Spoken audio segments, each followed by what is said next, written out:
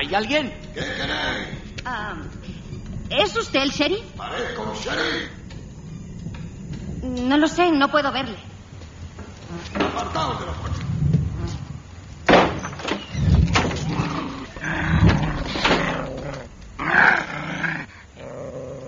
El sheriff no vive aquí, pero si quieres puedes entrar dentro a llamarle. Sí, se lo agradecería.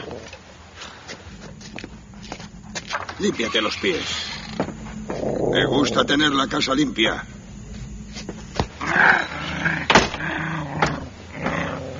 Que sea ella quien llame. Tú espera aquí fuera. Vale, jefe.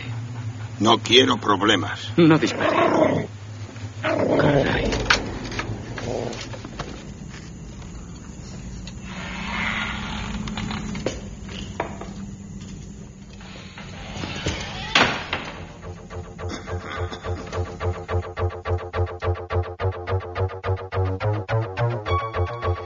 Una y 8 minutos, bienvenidos, Milenio 3. A veces llamar a la puerta equivocada resulta fatal.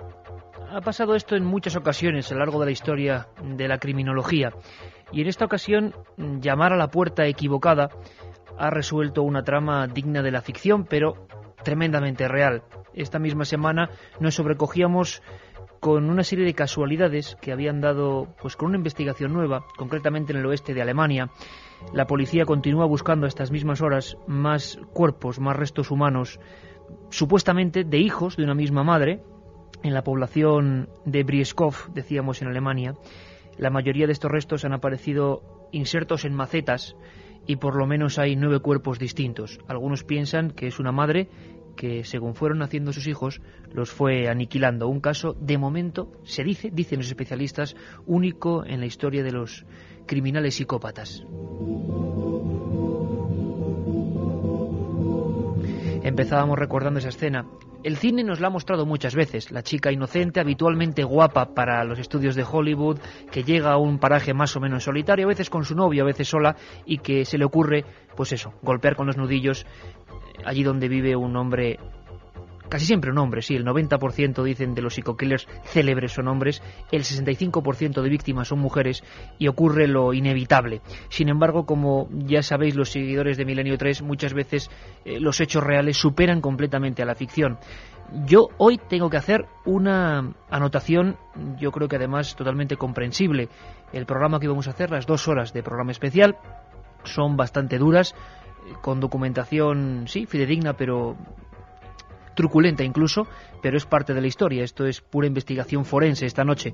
Sí tengo que advertirlo porque sé que la gente pues luego lo pasa bastante mal. Carmen Porter, incluso buenas madrugadas. Porque buenas madrugadas, Iker. Hay menores que sabemos que nos escuchan y si los padres lo están oyendo también, pues es bueno avisarles porque son en algunos casos realmente cruentos, sangrientos y a veces incluso hasta, vamos a decirlo así porque es verdad, asquerosos en determinados momentos en los que estos criminales cometen algunos de sus asesinatos y hay que describirlos tal y como la policía ha dado esos informes, con la crueldad que ellos mismos reflejaban y que en esos partes policiales también se demuestra. Van a pasar por aquí un montón de amigos, un montón de especialistas. Yo recuerdo que un buen compañero de este programa, Salvador Ortega, uno de los pioneros de la Policía Científica Española, que también vamos a escucharle, hablaba de estas figuras como demonios humanos. Pero cualquiera puede ser o convertirse en un demonio humano.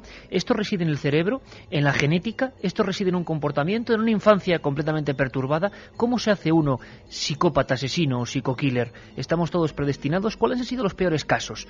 ¿Quién ha matado más en el mundo y de qué manera? ¿Hay mujeres psicópatas asesinas que han acabado con sus compañeras, por ejemplo, durante años? ¿Alguno se ha reinsertado? ¿Valen las cárceles o los centros psiquiátricos para algo con estas figuras? Voy un poco más allá. ¿Esa historia de la reinserción es posible con ese tipo de gente? ¿Cuál es la vida, la existencia, ese lado oscuro de los llamados demonios humanos?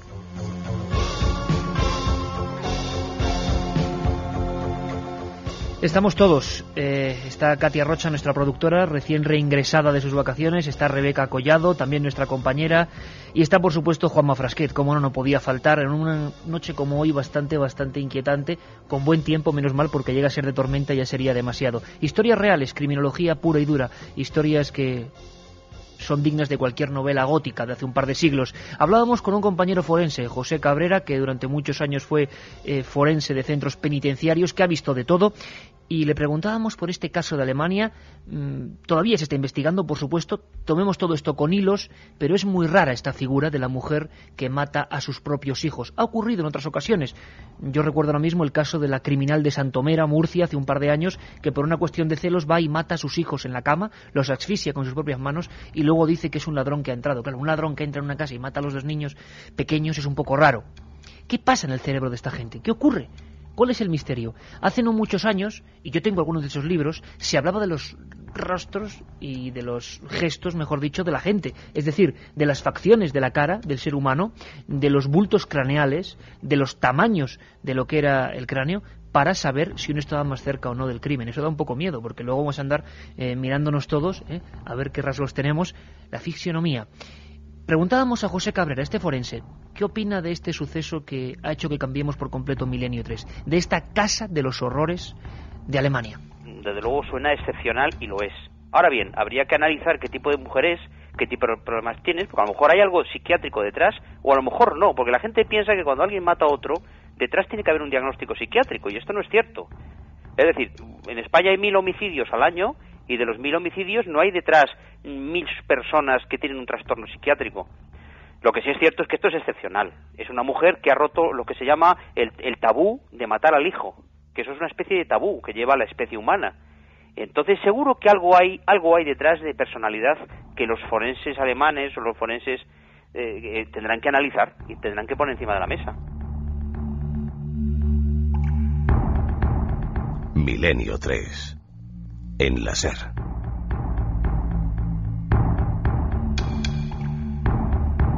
Y por supuesto, hablando de forenses, no puede, como dice Carmen, nuestro forense de cabecera, pero que eso por favor no significa que tenga que hacernos la autopsia, porque le llamamos así amablemente a don José Antonio García Andrade, siempre dispuesto a colaborar con este programa. Lo digo también siempre, 4000 autopsias a su espalda, el hombre que más ha hecho en este país por ese tipo de investigación científica. Y también le preguntábamos, por supuesto, madre mía, 9 niños pequeños. Por cierto, Carmen, ¿se sabe algo más a estas horas de esta historia? Bueno, se sabe que aparte de esos 9 niños, tiene 4 hijos que viven. Sí, de entre 18 y 20 años, que tenía 22 años cuando se queda por primera vez embarazada y 38 cuando tiene el último de esos pequeños. Que hay una cosa que extraña a los investigadores muchísimo, cómo nadie de sus vecinos nota esos 9 embarazos. Por eso están investigando si realmente se trata de 9 hijos suyos, que parece que sí, que todas las posibilidades, todas las pruebas apuntan a que sí, pero también en un principio pensaron que podía ser niños ajenos, niños que no fueran suyos, que hubiera raptado, que hubiera robado, incluso que hubiera cogido de algún hospital. En este caso parece que no se confirma esa noticia, sino que los hijos los tuvo ella. No se sabe cómo ocultó esos 9 embarazos. Ella ha dicho que en las ocasiones en las que tenía los partos, cuando iba a dar a luz, se emborrachaba y tenía esos hijos y ya no se acordaba de nada más, no sabía ni cómo los había matado, ni cómo había acabado con sus vidas. Todo está, Iker, ahora en el aire. Están investigándose incluso si hay más cuerpos enterrados en ese jardín, y todas las noticias que tengamos y que vayan surgiendo en estos días iremos actualizándolas, porque realmente se trata de un caso terrible y muy extraño, incluso para los policías, que nunca antes se habían encontrado con una madre que hubiera asesinado a 9 hijos y los hubiera enterrado en macetas de flores que ellas tenían en su propio jardín. Ha ocurrido Flores de la Muerte, desde luego, ha ocurrido el 1 de agosto, la investigación está completamente abierta ahora mismo. Vamos a visitar en estas 2 horas varias casas del terror. Yo me pregunto siempre cómo tienen que ser los minutos en los que la policía entra y empieza a descubrir todo eso. A mí siempre me ha inquietado la primera escena del crimen, ¿no? Por ejemplo, cuando hablaremos de ello en este programa, la historia del criminal Ed Gein, que inspiró Psicosis, inspiró La Matanza de Texas, inspiró El Silencio de los Corderos. Cuando entran los policías y ven una casa con caretas de cuero humano, caras enteras despellejadas colgando de las vigas, o ven cuerpos enteros diseccionados, o ven pequeñas mesillas cuyas patas son huesos de fémur. Desde luego ese policía, desde luego que también está preparado para ese tipo de cosas, ¿o no? ¿Alguien puede estar preparado para eso? Imaginamos que no. Ahora ponemos en marcha el 7640, Carmen, después de escuchar a don José Antonio García Andrade, porque precisamente esta noche sorteamos un libro. Bueno, lo primero que había que demostrar es si realmente esta supuesta asesina es madre de estos niños. Y yo creo que lo que se debe de hacer es una investigación sobre la supuesta maternidad de los restos cadavéricos que se han encontrado, porque claro, no es lo mismo que sean 9 hijos a que sean 9 niños que por azar o por las circunstancias que sean han llegado a la situación del crimen de esta mujer. Parece ser que sí, pero es que 9 hijos pasan, 9 embarazos no pasan muy desapercibidos en una sociedad como la nuestra actualmente. Y es curioso que se ha descubierto casi por azar. De una forma general, las 2 causas fundamentales del homicidio son el sexo y el poder. El poder en el sentido del dinero, del poder religioso, del poder político, del poder en cualquiera de sus formas. Pero no parece que esta haya sido la causa, es decir, si no es por sexo ni es por poder la motivación del crimen de esta mujer, entonces estaríamos más bien en presencia de un crimen sin motivación, un crimen sin causa, y entonces estaríamos en presencia de un crimen de una persona, de una loca, de una psicótica, que es cuando el crimen, como decían nuestros maestros antiguos, el crimen del loco no tiene historia.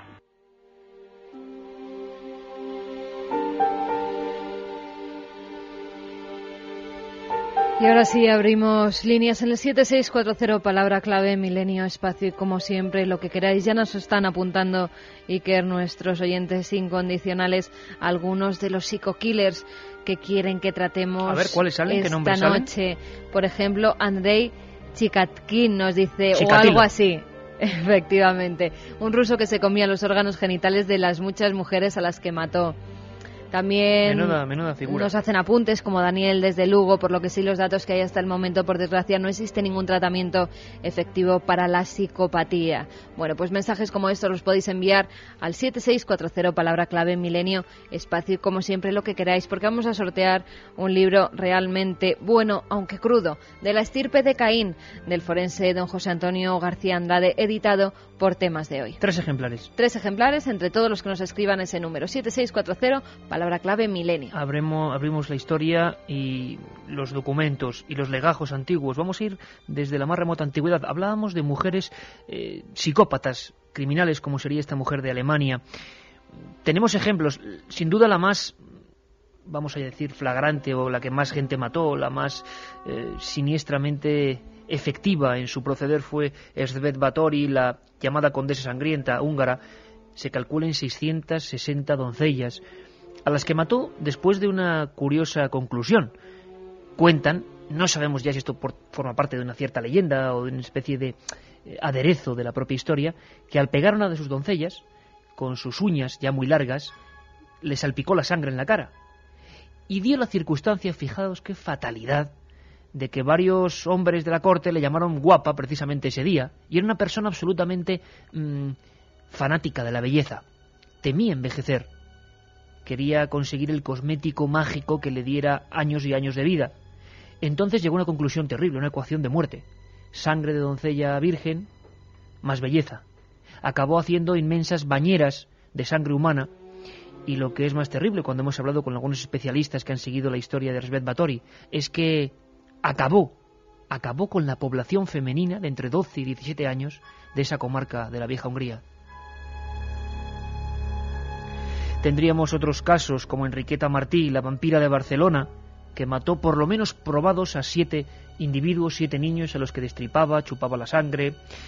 Recordamos también otras figuras como Brunilda Polseter, que decapitaba niños y luego quemaba las casas en Noruega en 1908, una estampa digna de otro noruego, de ese Edvard Munch, autor del Grito. Un mundo terrible, esa Noruega siempre sombría, siempre con demasiadas pocas horas de sol, y esta mujer, 1908, uno de los ejemplos de psicópatas mujeres realmente extraña. También tenemos a Jan Weber, la estranguladora de París. Muchos creían, y ella se creía en parte embrujada, víctima de un sortilegio. Es una cosa muy rara, Carmen, estrangulada con sus propias manos, cuando habitualmente las mujeres han tenido mayor debilidad respecto, en el ranking de asesinos estoy hablando, y no hay muchos casos de este tipo. Siempre ha sido más el envenenamiento, matar por ejemplo a niños como este caso, pero no, ella se atrevía con todo. Hemos intentado preguntarle al forense don José Cabrera precisamente cómo está hoy en día la estadística de la mujer y los crímenes. Hoy en día, ¿qué se sabe? ¿Qué investigación hay? ¿Qué nos puedes decir? La mujer es mucho menos agresiva hacia el exterior y hacia sí misma. Es decir, por ejemplo, la mujer se suicida 3 veces menos que el hombre y la mujer mata 10 veces menos que el hombre. Por lo tanto, encontrar a una mujer que sea una digamos, asesina múltiple es rarísimo. Pero es que además de eso, si se demostrara por el ADN, que supongo que lo harán, que son hijos suyos, no sería una asesina múltiple. Sería una madre que ha matado sistemáticamente a sus bebés, que es diferente. Diferente psicológica y psiquiátricamente.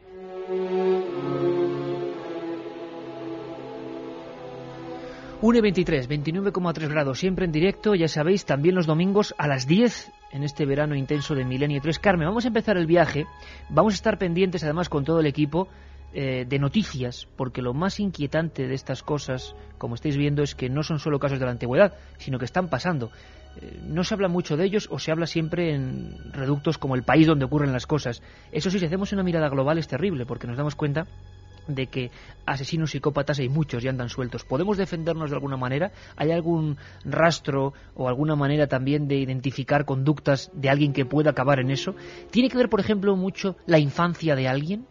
Parece, Carmen, que esa es una de las claves, la infancia de los asesinos en serie. Todos los investigadores, forenses, especialistas, criminólogos, dicen que por lo menos el 90% de grandes demonios humanos, vamos a llamarlos ya así, han tenido una infancia represiva, asfixiante, y muchas veces, fíjate qué curioso, la figura de la madre extorsionadora, y a la vez la pareja del hombre alcohólico, el hombre como que no existe, la figura paterna que ha sido completamente obviada, y la madre represiva con el sexo, y muchos casos es muy curioso, este primero es sensacional en ese aspecto, terrible también, hacían, por ejemplo, vestirse a los niños de niña, eran madres que querían tener una hija en vez de un hijo, y el varón lo tomaban como, bueno, pues como una maldición casi. El trauma de un niño que tiene que sufrir esos complejos y esas vejaciones, dicen que luego queda larvado en el cerebro. Las familias perturbadas son muchas veces el caldo de cultivo de las figuras que hoy vamos a recorrer en esta galería de los horrores, en este especial casi de La Voz de las Sombras.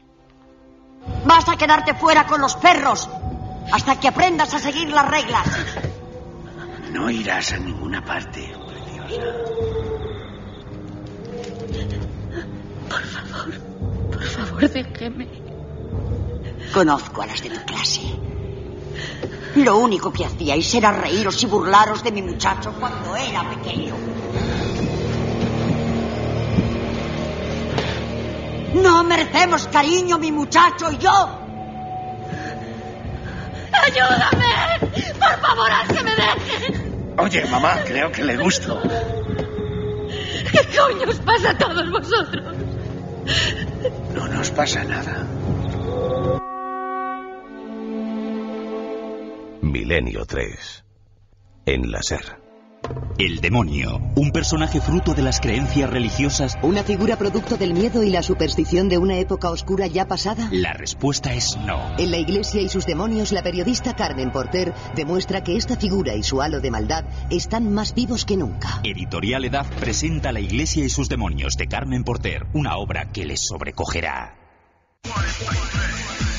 Perdona, ¿me haces un hueco? Ocupas media barra. ¡Guau! El amor lo vence todo. Rindámonos al amor. Una copa si adivinas quién lo dijo. Virgilio. ¿Cómo lo has sabido? Mi turno.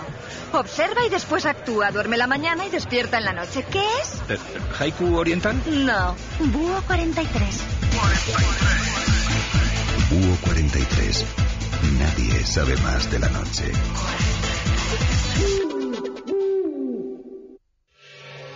¿Estás seguro de todo lo que ves y oyes? ¿Y todo lo que oyes? Milenio 3, Cadena SER, con Iker Jiménez.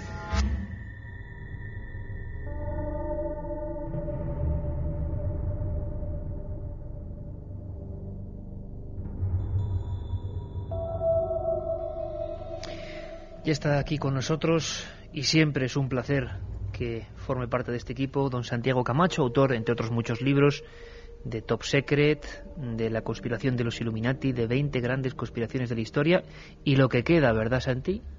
Y lo que queda, buenas madrugadas, Iker. Se te pone una cara misteriosa detrás de ese ordenador que tienes ahí siempre abierto. Santi llega con 1000 gadgets tecnológicos, y siempre por eso está enterado de todo, y estamos aquí todos en penumbra, que es que, lo repito muchas veces, no es ficción ni fantasmada, sino que es verdad, nos encontramos así, bueno, toda la mesa llena de papeles. Santi está con su ordenador y escuchaba muy atentamente.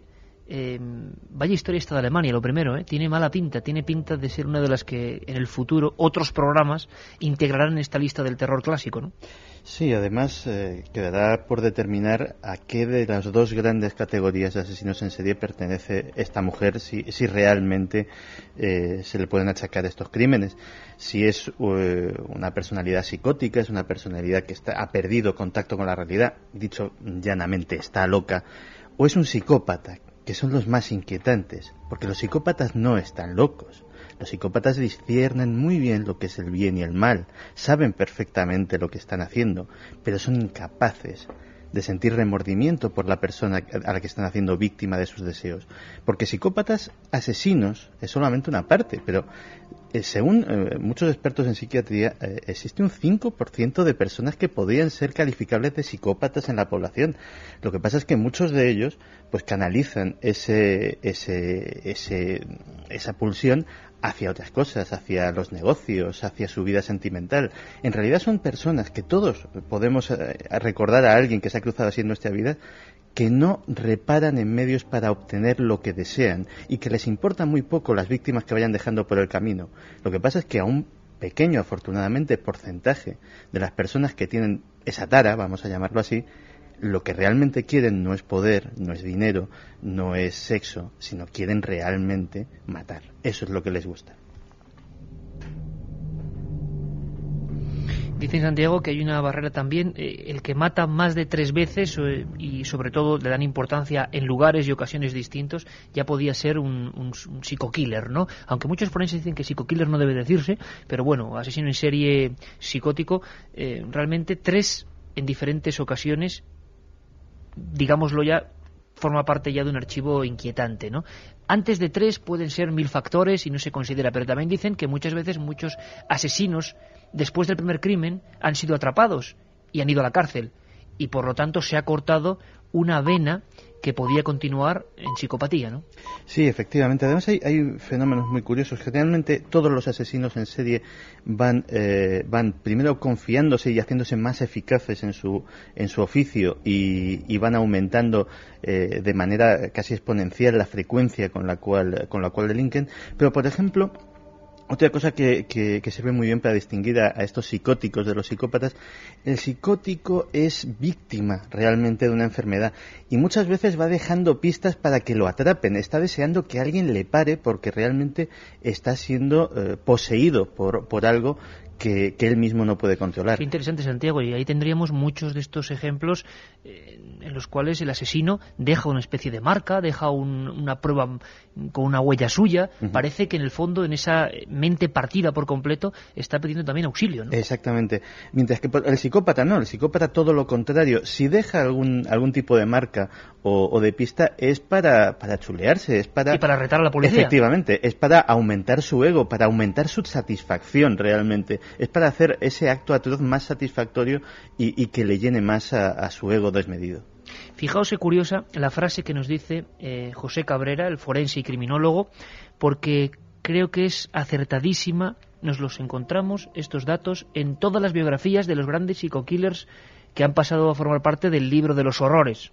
Ed Gein, Andrei Chikatilo, John Hyde, Peter Kürten... tantos y tantos personajes cuyos nombres, hoy como si fuésemos por un antiguo museo de cera, vamos a ir viendo sus figuras, sus caras, sus historias. A mí me da mucho miedo, fíjate, Richard Ramírez, el merodeador solitario que cuando le atrapan enseña la mano y lleva una especie de estrella de 5 puntas, y encima cuando le ejecutan en la silla eléctrica dice prácticamente que vendrán otros y que forma parte más o menos de una especie de hermandad satánica. Richard Ramírez, el merodeador nocturno, uno de tantos nombres de motes que surgen para que distingamos unos de otros. Todos nos parecen igual de horribles, pero hay un factor inicial. Cuidado porque es importante, y yo creo que hay que saber leer este dato. La infancia como gran clave. La infancia es el patio en el que jugamos el resto de nuestra vida. Es decir, lo que nosotros hacemos de niños va a marcar completa y radicalmente hasta la tumba el cómo somos. Por lo tanto, si detrás de una familia rota, una madre castradora, un padre con un problema de alcohol, o un padre maltratador, o una madre ambivalente, eso va a generar en ese hijo la posibilidad de que de adulto tenga un trastorno de la personalidad grave que pueda llevar a este tipo de homicidios o asesinatos. Está clarísimo.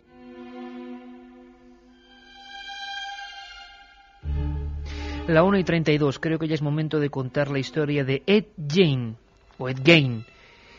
Plainfield dicen que era un pueblo que hacía válida la sentencia esa de estar perdido en el medio de la nada, en mitad de la más absoluta nada, en ese mundo rural profundo de la América que imaginamos, por ejemplo, en pleno 1957, mes de noviembre, cuando la policía descubre una auténtica casa del terror. Esto sí que da miedo.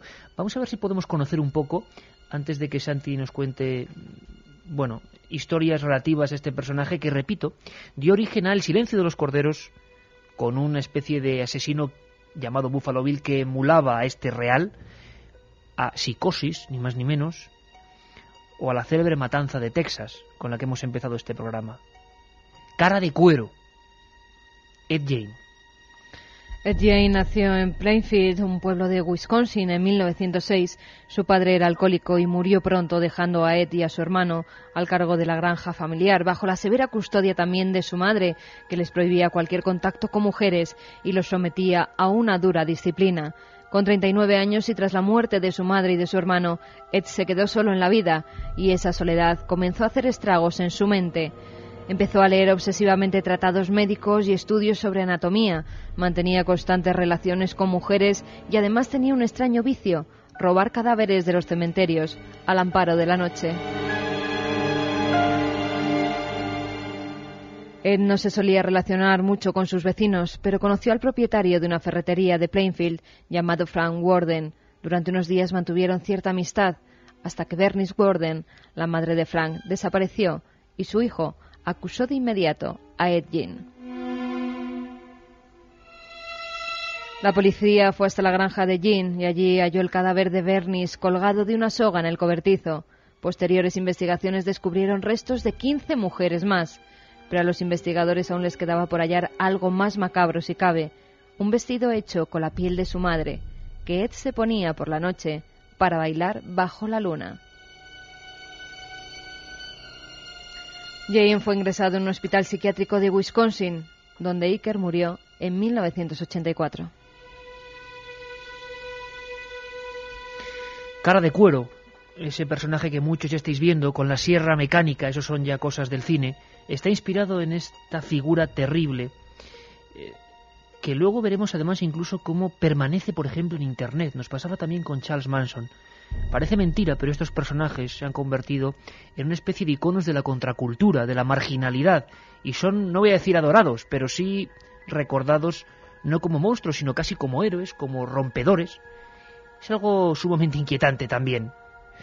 Santiago, lo que se encuentra la policía en esa noche del 16 de noviembre de 1957, aparte de la flagrante prueba de 2 muertes, asesinatos y unos 18 cadáveres, es la decoración más macabra que yo creo que jamás nadie ha podido imaginar, ¿no? Sí, porque mira, ahora mismo tengo delante la fotografía del cadáver de Bernice Warden, tal y como se la encontraron, y la verdad es que todos esos admiradores que tiene por internet, la verdad es que deberían de echarle un vistazo a este cuerpo destripado como una res, realmente colgado de un garfio de carnicero por un tobillo. En fin, es una visión espeluznante. Pero no era la única visión que iba a llenar de espanto al sheriff de Plainfield y a sus hombres aquel día. Abrieron ese granero y además el momento fue terrible porque estaba en plena oscuridad y fue el cadáver de Bernice Warden lo que rozó levemente el hombro del sheriff, le hizo pegar un salto y cuando miró hacia arriba vio ese cuerpo decapitado en esas condiciones.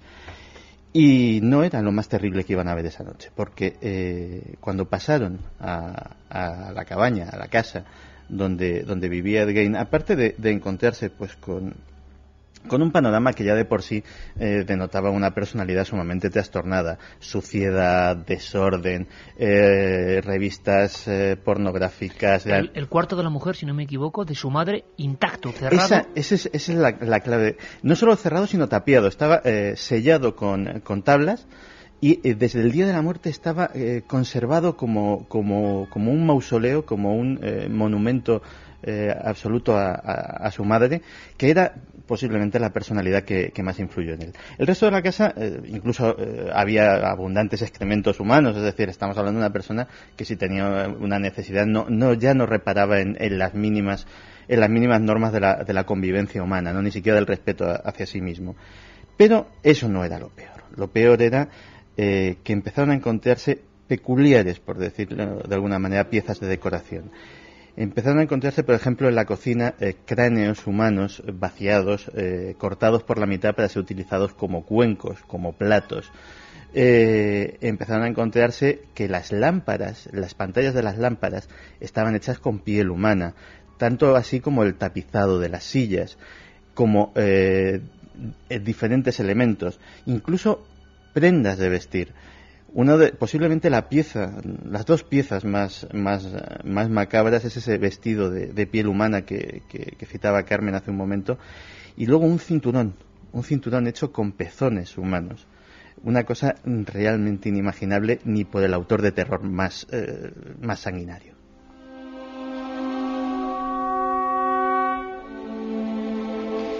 Vamos a hacer una pequeña pausa, Santiago, porque esto se pone... Pero es que son los datos que aparecen en los informes forenses. Pero Santi lo dice muy bien, es que ni Alan Poe ni Lovecraft, nadie puede idear, yo creo, una cosa tan terrible. Vamos a ver qué están diciendo nuestros compañeros, nuestros comentaristas de Milenio 3 en el 7640. Carmen.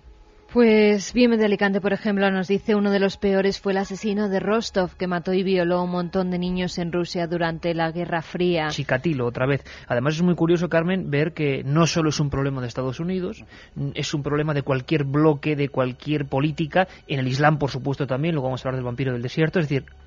El hombre es el hombre. Y de cualquier país, de Exacto. Cualquier lugar. En mi pueblo, hace 35 o 40 años, un hombre mataba a los hijos de su vecina echándolos veneno en la papilla.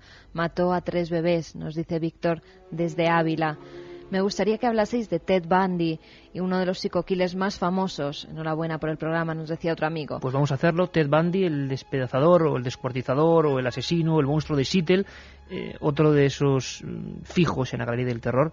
Y lo ha dicho muy bien el comentarista de Milenio 3, famosos. Es que precisamente esta época de información global los ha hecho eso, famosos. Podríais hablar de Jeffrey Dahmer, el carnicero de Milwaukee, un homosexual que se comía a sus víctimas, nos decía Salvador. Luego, pues muchas madres que después de la noticia de estos pequeños se preguntan cómo una madre teniendo a su bebé en las manos puede matarle. Y Helen, por ejemplo, desde Granada, nos decía que ha perdido a su bebé de 10 meses y que está destrozada, que se quiere ir con él y que no entiende cómo esa mujer, si es la madre, debe estar loca para hacer eso. Pues ante todo un abrazo para esa oyente de Milenio 3 y claro que ánimo, sí. ánimo y a continuar por los todo. hijos, o que ya tiene o que seguramente va a tener. Por favor, hablad de Albert Fish, para mí uno de los personajes más terribles de la historia, un auténtico psicópata, nos dice Oriol desde Barcelona. Ni trastornos psíquicos ni nada, tales aberraciones no tienen justificación, nos decía Tomás desde Palma de Mallorca. Desde luego que no la tienen y no estamos ni mucho menos justificándolo, al revés. La pregunta es qué se puede hacer con individuos de este tipo, porque parece que cualquier resorte democrático normal pues no alcanza. Dicen los forenses y los médicos que esta gente volvería a matar una y otra vez, aunque pasen 30, 40, 50 años. Es como si una especie de gen o de misterio que los forenses y los científicos han intentado investigar y lograr ubicar, y que parece que se esconde siempre, permaneciese ahí, casi como un rasgo de atavismo. Vamos a hablar luego también de caníbales, como si en algún momento dado este tecnológico ser humano del siglo XXI saltase un chip y nos llevara a eso, al atavismo del hombre de las cavernas, que tenía que comerse casi sus semejantes. ¿Qué pasa? ¿Por qué ocurre eso? ¿A quién le ocurre? ¿Bajo qué manera? ¿Cómo podemos defendernos de todo eso?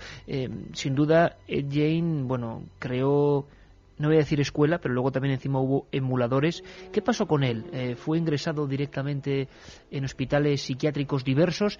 Hay un dato muy interesante, Santiago, esa casa del horror, que ha formado parte ya de la iconografía del cine de terror, como hizo Hitchcock con ese domicilio, esa casa fue quemada incluso por los vecinos, que la consideraban poco menos que maldita en cuanto Ed Gein se fue de allí, ¿no? Sí, además no solamente eso, sino que con la connivencia del sheriff y de las autoridades, que muchos se temían que aquello, si no desaparecía rápidamente, pues algún desaprensivo se sintiera tentado de utilizarlo como un museo de los horrores. Fíjate que tal es el caso que la furgoneta que utilizaba para transportar a sus víctimas, para transportar los cadáveres que profanaba en los cementerios de la comarca, esa furgoneta no fue ni desguazada ni quemada, sino que al final terminó siendo exhibida por las ferias de los Estados Unidos como la furgoneta de Ed Gein donde llevaba sus cadáveres. Eso sí que es muy americano. Sí, de hecho, fíjate que hay historias dentro de los Estados Unidos, incluso muy anteriores y muy desconocidas. Había un personaje que era el Dr. Holmes, que actuó durante la Exposición Universal de Chicago a finales del siglo XIX.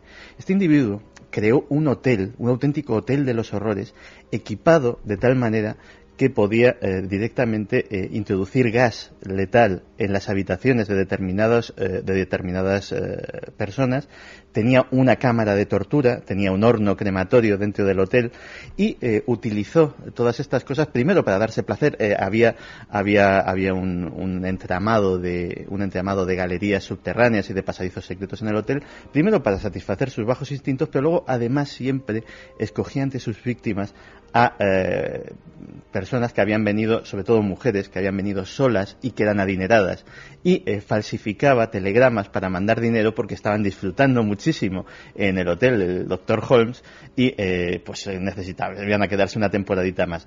Al final fue descubierto y de verdad es una casa de los horrores comparable a la de Ed Gein, pero además es que la que estaba diseñada para matar era precisamente la casa. Fijaos, es curioso, porque hablando de Ed Gein, uno de los más célebres, o desde luego el más cinematográfico de los asesinos en serie, psicópatas, que nos ha legado el siglo XX, pues, como decía bien Santiago, no todo es de ahora, hay antecedentes. Ed Gein, se encontraron varias máscaras de cuero, que son las que le dan fama, de cuero humano, claro, que se podían poner a modo de careta y variar la expresión de uno, con ojos, nariz, orejas de otra persona. Claro, Ed Gein empezó robando cadáveres, velando el cadáver de su madre, robándolos del cementerio solitario también de Plainfield. Un pueblo que, por cierto, nunca pasaba nada, nunca ocurría nada, y se convirtió en portada de los semanarios principales de todo el país. Una maldita fama, dicen algunos, para ese lugar tan tranquilo. Pero el detalle del necrófilo, el detalle del que merodea los camposantos y arrastra cadáveres con... vaya a saber usted cuál es el motivo, no es de hoy. Hay una historia asombrosa que es anterior a Ed Gein, pero es muy parecida. A ellos, la prensa los llamó hermanos muerte. Y realmente no eran hermanos, pero el aspecto era muy parecido, vestían con viejas levitas. Habría que irse al Edimburgo de 1820 más o menos. Entre 17 y 28 personas fueron asesinadas, ni más ni menos, por los dos William Burke y William Hart. Fijaos qué historia más curiosa y más inquietante, que luego puede hilarse con la de Ed Gein. En aquel entonces, en pleno siglo XIX, la ciencia avanzaba y los médicos, claro, ¿dónde experimentaban? Pues evidentemente en cuerpos humanos, en autopsias. Muchas veces estas primitivas maneras de dar clase, por ejemplo, a los alumnos, pues tenían que, proveerse de cadáveres, por ejemplo, de reos ajusticiados. Lo que era la horca proporcionaba una gran cantidad de cuerpos para estos exámenes médicos. Y fíjate qué cosa más terrible, fijaos amigos, qué cosa más terrible, porque, estos personajes, los dos William, eran lumpen absoluto del puerto escocés, absolutamente tirados, viviendo con vagabundos, y un día pensaron que, caramba, se habían enterado que pagaban bien, unas 7 libras por cuerpo. Y tuvieron la mala suerte, la buena suerte para ellos, que un compañero suyo, también un mendigo, Desmond, murió de un ataque fulminante al corazón. Los dos se quedaron mirándose y dijeron, caramba, ¿alguien va a reclamar alguna vez al pobre Desmond? ¿Y qué hicieron? Cogerlo, ponerlo con sus mejores galas, las pocas que tenía, y llevaron una carretilla por las calles de esa ciudad hasta llegar a otro terrible médico, el Dr. Knox. Él les dio las 7 libras y entonces las cogieron y dijeron, caramba, esto son como 6 meses de trabajo en astilleros, recogiendo basuras. Entonces se encendió la espita que a veces es letal. Empezaron a merodear por los cementerios, por los camposantos, con un único objetivo: robar cadáveres para así, encima haciendo bien, mostrarlos y venderlos a la madre ciencia. Pero en aquel 1823, por ejemplo en Edimburgo y en otras ciudades, el temor a los ladrones de cadáveres, así se llamaron algunos libros y algunas películas a raíz de este hecho, que se convirtieron poco menos que en campos de concentración. Había verjas, había vallas, había torres. O sea, a ti te enterraban y era muy fácil que un ladrón de cadáveres con su carreta fuese para venderte. Cuentan que los boxeadores irlandeses y escoceses hacían enterrarse bajo contrato a 5 metros. ¿Por qué? Pues porque sus cuerpos musculados, sus cuerpos hercúleos, iban a ser una apetitosa carnaza para estos individuos del maldito carricoche de los muertos.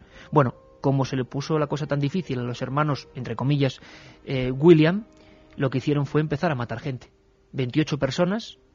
¿Quién iba a distinguirlo? Eran muertos muy recientes, decían ellos, y entonces los médicos tampoco, algunos tenían muchos escrúpulos. Querían hacer fortuna en base a asesinatos. Al final confesaron y fueron, bueno, uno de ellos fue ejecutado, por supuesto, el otro siguió viviendo y, lo que es curioso, cuentan que varias personas, ya enterrado, intentaron robar su propio cuerpo.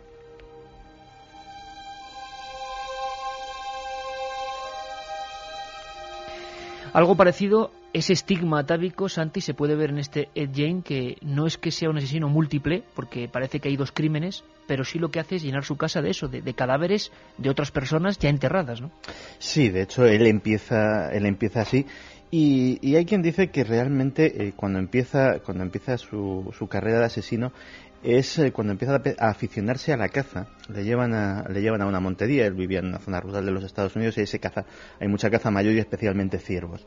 Él, curiosamente, lo que les hacía a las víctimas era destriparlas y despellejarlas de la misma manera que se hace con los ciervos cuando se les caza. Se les cuelga de una pata con un gancho y se procede a viscerarlos y a quitarles la piel. Algo se debió de disparar en el momento en que vio a aquellos ciervos desollados, que le debió de decir: yo quiero hacer esto con personas. Fíjate que esto no te creas que es un caso aislado. Ha salido el caso de Andrei Chikatilo, el carnicero de Rostov, mencionado por varios oyentes. Él era una persona que es un asesino en serie muy tardío. Era una persona que tenía una sexualidad muy extraña. De hecho, tenía una impotencia crónica que nadie sabía de dónde le venía, hasta que un día, en un lance extraño, intentó abusar de una niña pequeña. Hubo un forcejeo, hubo un bofetón y surgió la sangre. Y en ese momento, justo en ese momento, Andrei Chikatilo tuvo una erección. Entonces fue lo que le hizo dispararse el chip de decir: esto es lo que voy a necesitar a partir de ahora. Y de ahí, pues, una carrera sangrienta de más de 300 víctimas. 300 víctimas, una historia parecida, ese bofetón con sangre, el de Erzsébet Báthory. Vamos a seguir con los comentarios de nuestros compañeros en el 7640. Sorteamos este libro de la estirpe de Caín, del profesor don José Antonio García Andrade, que nos indica eso precisamente. Hay como una puerta, un pasaje, donde ya se deja a un lado aquello del no matarás y empieza una carrera que es realmente tétrica. Dicen que cuando se mata una vez ya hay menos, desde luego, barreras para hacer una segunda o una tercera. Ese chip, como ha hecho Santiago, ese algo que se enciende en lo más profundo de este tipo de demonios humanos. Sí, por supuesto que son conscientes. Ellos saben lo que están haciendo, ellos saben lo que están contraviniendo una de las leyes más importantes del hombre, el no matarás. Pero lo que pasa es que ellos saben lo que hacen, pero no lo sienten. Ellos saben que es uno de los aspectos más importantes que puede tener, una de las leyes más importantes que tenemos que acatar todos nosotros, el no matarás, el cainismo que decíamos anteriormente, de cuando Caín mata a su hermano Abel, que es una de las investigaciones más importantes que nos llevan al estudio de la criminalidad y de la criminología. Y estos sujetos, pues nos encontramos esa falta de resonancia emocional, ese narcisismo, esa sensación de prepotencia, porque ¿qué más prepotencia puede tener una persona que disponer de la vida del otro? La otra realidad. Milenio 3. En la SER. Disponer de la vida del otro. Ed Gein y los antiguos resucitadores de los que hemos hablado parece que querían eso, poner la vida de otros a su entera disposición, hacer lo que quisieran. Esos trajes de cuero que han protagonizado muchas pesadillas, sobre todo en los adolescentes estadounidenses, en el fondo eran una especie de vudú macabro del siglo XX, intentando revivir. Dicen, yo no sé si era verdad, Santiago, que incluso Ed Gein, se comentó eso, tenía visiones con el espectro de su propia madre, que le venía a visitar cada noche. Cuando ya estaba, es que imaginaos la escena, con las 15 caretas de piel humana, con los ojos extraídos, colgadas de los ganchos de carnicero, durmiendo ahí tranquilamente. Dicen que del cuarto tapiado de su madre salía el espectro de su madre. Es lo que él en su cerebro veía. Hablábamos de esa puerta misteriosa, esa puerta de la mente, esa puerta de cuando se abre empieza la auténtica caja de Pandora, que quién sabe si todos tenemos dentro de alguna manera, en mínima proporción. Ojalá no sea así, pero algunos individuos lo llevan a las últimas consecuencias. Hay que tener mucho cuidado con todo eso, hay que tener mucho cuidado, por supuesto, y este es un mensaje para los padres, también con la infancia, porque muchas veces vemos también qué resultado ha tenido esa educación absolutamente represiva, esos malos tratos que luego han seguido larvándose en ese cerebro que se convierte en el cerebro de la bestia. El que ha matado una vez tiene muchísimas más facilidades para matar una segunda vez. Esto se habla de los leones. Cuando un animal o cuando un animal salvaje mata una vez a un ser humano, la posibilidad de que vuelva es muy fácil. Es decir, es como una puerta que abres y una vez que está abierta pasas por ella más veces. Por lo tanto, estos asesinos que a veces ocurre, que son muy reincidentes, es como una cadena en la cual se ha roto la censura primera del matar al ser humano y ya lo hacen sistemáticamente.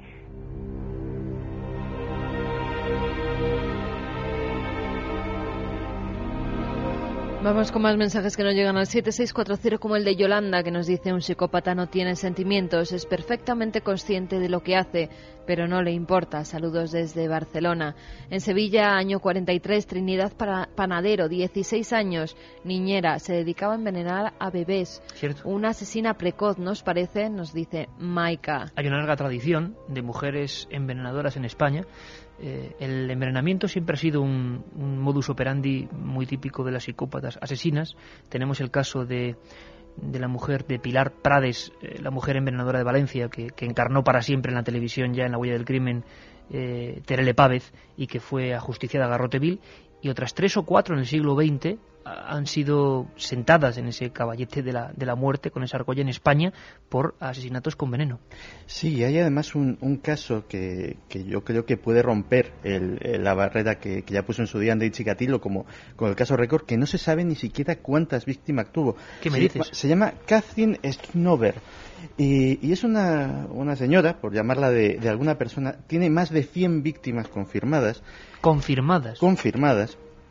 Fue detenida el 23 de agosto de 1998, es un caso relativamente reciente, y esta era una asesina en serie muy peculiar. Efectivamente era envenenadora, como tú muy bien dices, Iker, es un procedimiento que suelen elegir las mujeres que se deciden a matar, pero no conocía a sus víctimas. Ella escogía, a través de la guía telefónica, a través del correo, víctimas al azar, y les enviaba por correo un sobrecito de cianuro, camuflado como una muestra de un nuevo refresco, de unos sobrecitos para adelgazar, de cualquier cosa que simplemente había que disolverlo en agua y se lo tomaban. 30 segundos después de aquello, la persona estaba muerta. No había móvil económico, no había móvil personal.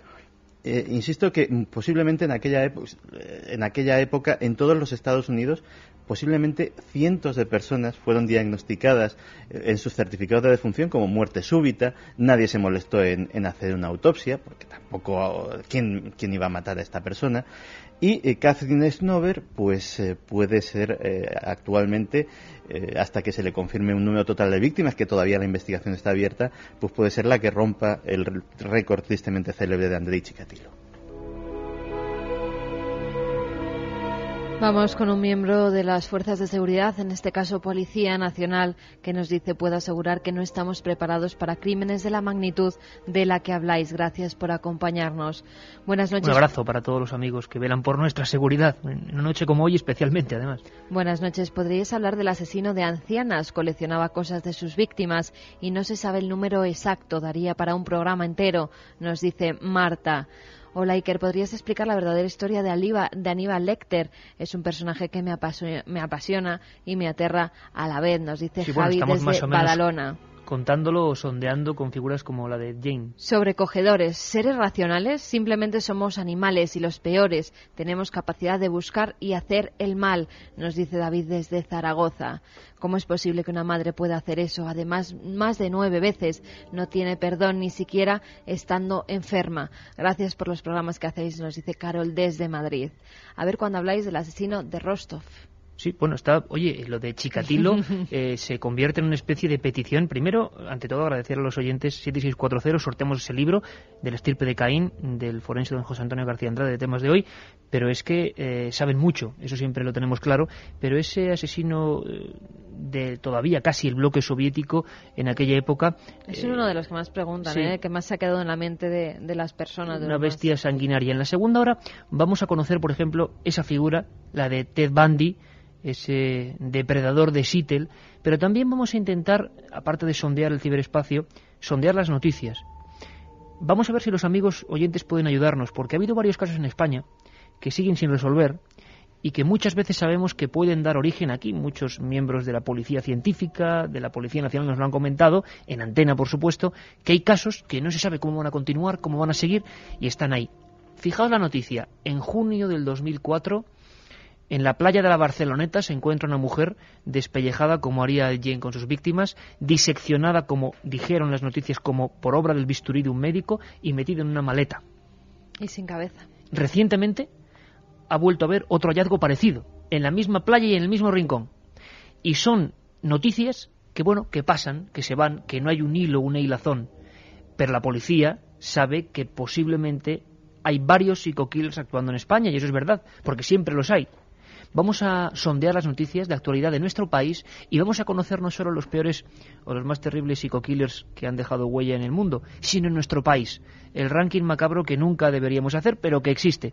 Personajes como el arropiero, personajes terribles como el matamendigos, el mataviejas, nombres para la historia de ese lado oculto.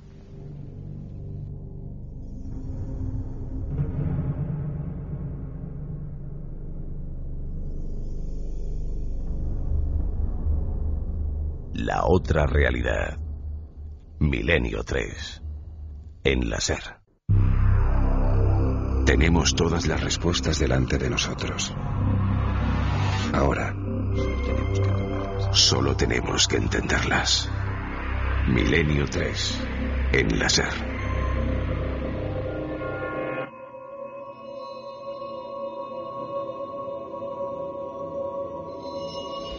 ¿Estáis ahí? Nosotros seguimos aquí a las 2:06 con 28,2 grados. Pregunto esto porque sé que el programa de hoy es bastante duro a nivel del gran demonio humano que es el hombre a veces, en ocasiones. Por desgracia, ocasiones creemos que excepcionales. A veces también el cine, lo decíamos, en novelas como Psicosis, luego pasadas al cine, en La matanza de Texas, en El silencio de los corderos, recrearon la historia de este gran icono de lo que es la cultura pop marginal americana, Ed Gein, el hombre conocido como Cara de Cuero.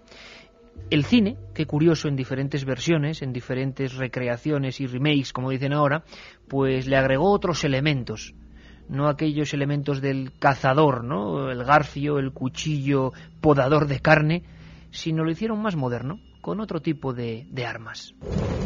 ¿Qué coño hacéis en mi casa? Oiga, buscamos a nuestro amigo, ¿vale? Luego nos iremos. Tú no diriges la situación, chaval, así que cierra el pico. Está chalado. Escuchad, retrasados. Estáis muertos y aún no lo sabéis.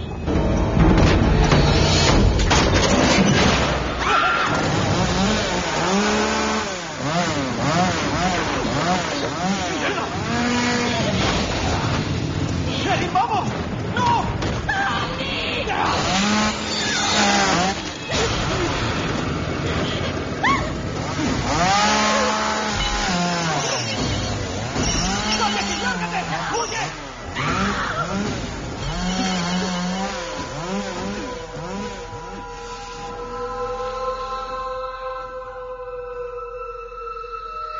Juanma Frasquet a los mandos de esta nave del misterio que, bueno, no hace falta ni siquiera nombrar los elementos que aparecían ahí. Esa célebre sierra mecánica que, por cierto, Santiago Camacho, nuestro invitado y compañero, eso de la sierra mecánica se inventó después. Fue una especie de elemento agregado por la industria hollywoodiense, ¿no?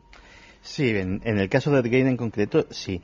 Lo que pasa es que sí ha habido no uno ni dos, sino varios asesinos en serie que sí se han servido de sierras mecánicas. No sé si es tanto de sierras mecánicas, que hay un detalle macabro, pero bueno, es decirlo, que la sangre lógicamente terminaría gripando el motor, terminaría haciéndolo absolutamente inservible. Eso sí que es una fantasía hollywoodiense, pero sí que se han servido de sierras circulares, de sierras eléctricas, etcétera, etcétera, para despedazar los cadáveres. Lógicamente uno de los problemas que se le plantea al asesino en serie, que es sorprendente como en muchos casos el asesino en serie se lleva a su propia casa a las víctimas y luego se le plantea el problema de deshacerse del cadáver. Y en muchos aspectos ha habido digamos, de los métodos más imaginativos, pero muchos de ellos han recurrido a despedazar el cadáver con una sierra de bricolaje, vaya, y irlo repartiendo en bolsas de basura o como sea. Y posiblemente pues esos cadáveres, gracias al tremendo avance que han sufrido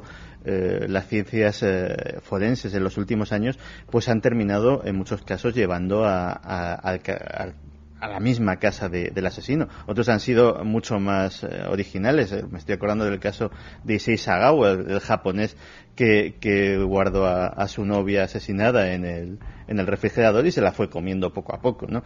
Pero vamos, estos son casos marginales y efectivamente pues alguna vez se ha recurrido a la sierra, pero nunca mecánica, porque no funciona bien con estas cosas. Casas de los horrores. A veces el horror duerme, palpita en el cerebro humano. Hace no mucho tiempo, Salvador Ortega, pionero de la Policía Científica Española, amigo de este programa, que encarceló y atrapó personalmente, por ejemplo, al psicokiller más letal que ha habido en este país, en España, acudía a un congreso donde especialistas en asesinos en serie debatían, proponían sus hipótesis de investigación.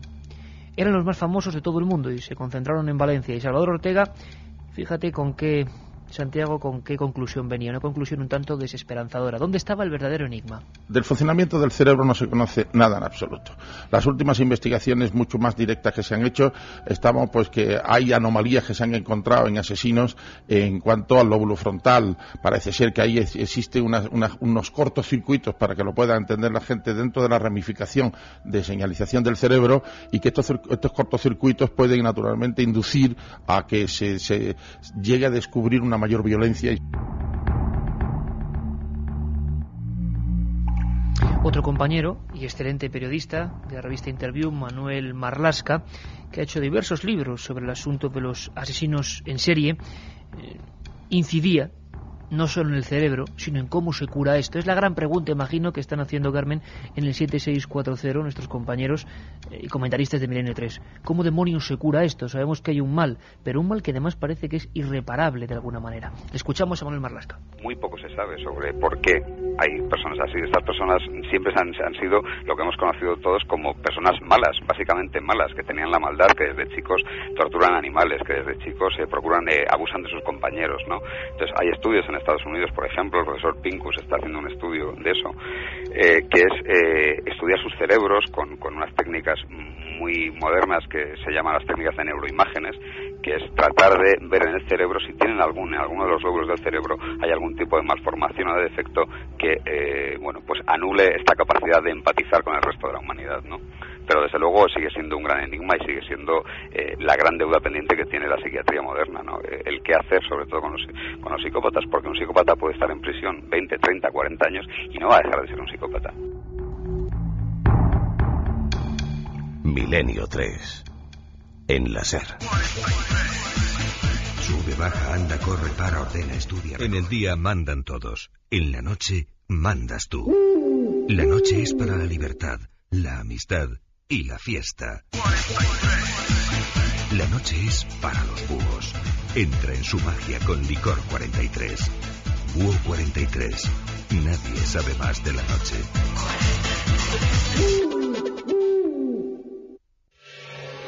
¿Estás seguro de todo lo que ves? y todo lo que oyes. Milenio 3, Cadena SER, con Iker Jiménez.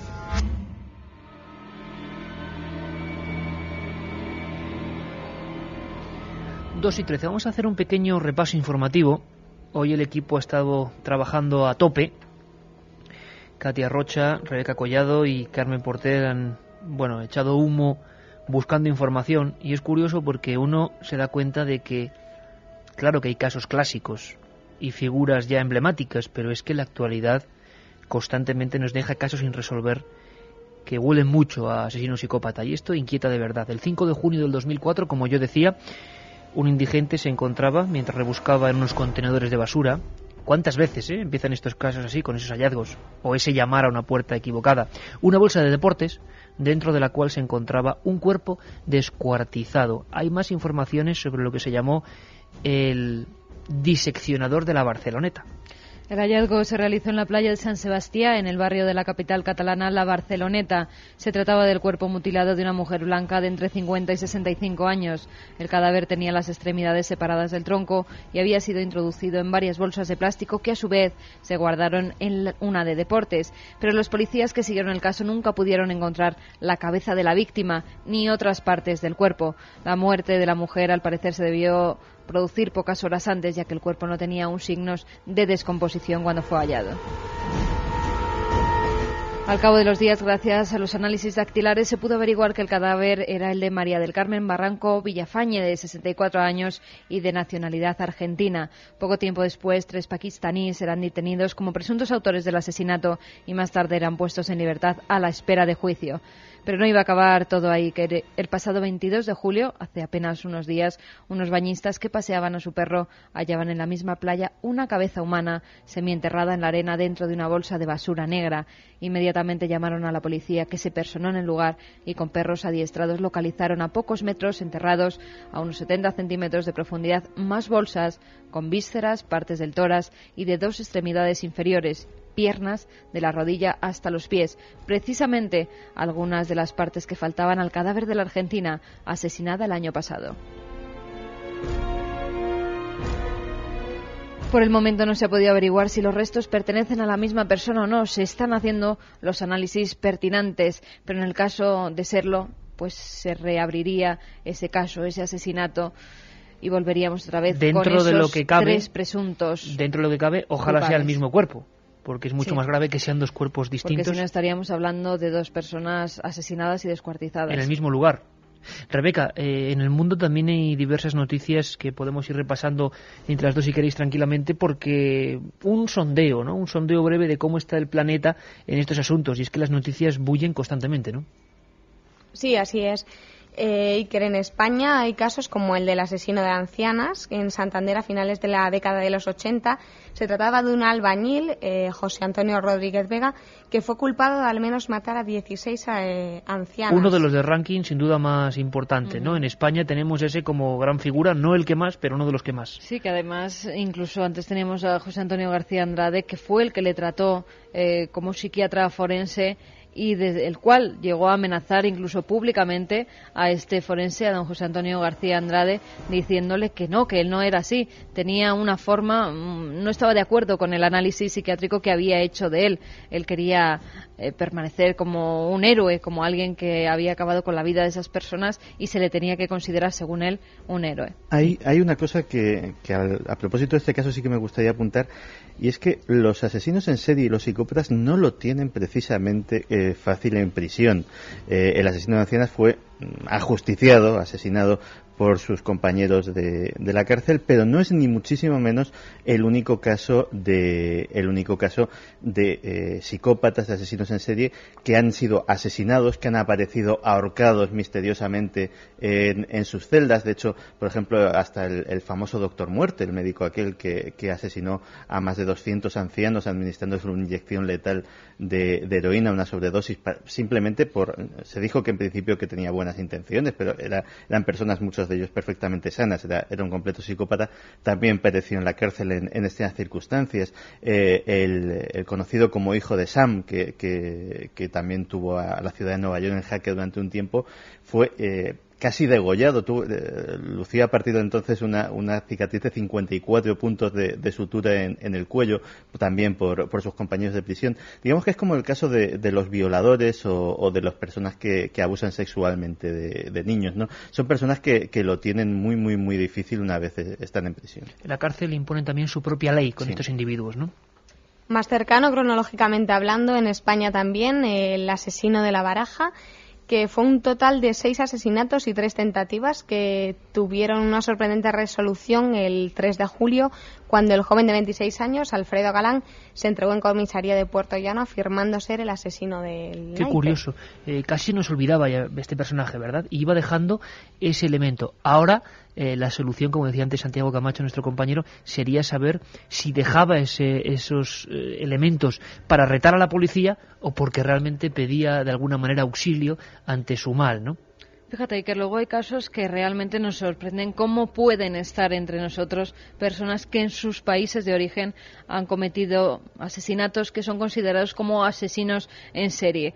Gilbert Antonio Chamba Jaramillo, acusado de la muerte de la joven leridana María Isabel Bascuñana. Bueno, pues a este hombre se le pilla por ese asesinato y entonces se dan cuenta de que Interpol confirma que es un asesino en serie conocido en su país como el monstruo de Machala. Hace 4 años que vivía en nuestro país, en España, y como no, después de ser condenado en Ecuador por el asesinato de 8 mujeres, cumplir apenas unos años de condena, nadie sabe cómo ni por qué, pues sale de la cárcel, logra rápidamente conseguir un pasaporte, se viene a España, empieza a trabajar como albañil y de repente vuelve a cometer otro asesinato. Sí, el ejemplo de que claro, como no una puede persona huir de de su estas propio cerebro. características, a un asesino en serie que en su país ha matado a 8 personas, le dejan entrar en el nuestro y tenerle aquí y, como no, vuelve a asesinar también en nuestro país, en este caso la víctima María Isabel Bascuñana. ¿Cómo le llamaban a este individuo, Carmen?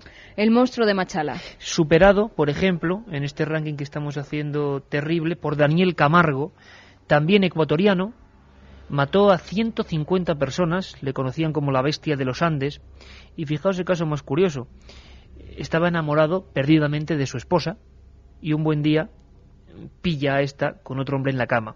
A partir de ese instante, el odio hacia las mujeres que tenían cierto parecido físico con la suya, le convirtieron en eso, en un masacrador de féminas en Colombia y Ecuador. Estuvo matando durante 20 años sin ser atrapado. Y fijaos qué curioso, en una aduana y prácticamente en un reconocimiento espontáneo, tampoco muy importante, entre mendigos en una redada, la policía ecuatoriana sorprende a uno de ellos, auténtico lumpen, con barba, muy envejecido. Parece que todos los psico-killers que llegan a viejos lo pasan bastante mal. Es como, yo no sé si tendrán remordimientos, dice la ciencia que no, pero estaba en estado lamentable.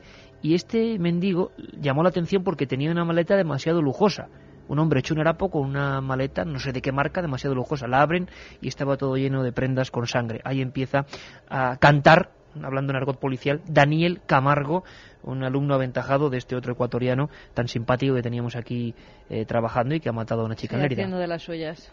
En menor grado también, pero hace apenas 2 veranos, el caso de Tony King, que vino y tras el enjuiciamiento aquí en España, ahora se está investigando porque hay casos en Inglaterra, son 3 ahora los que se están investigando. Es verdad que él tenía ya un pasado, pensamos en Tony King solo delictivo, como el causante de una muerte aquí, pero claro, que había una medio probada. Sí, pero es que, claro, había un largo trayecto de este monstruo también, como le conocían allí en las Islas Británicas, ¿no?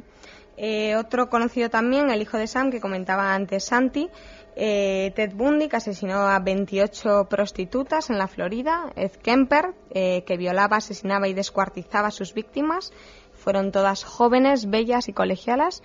También Jeffrey Dahmer, que además carnicero de Milwaukee. Eso es.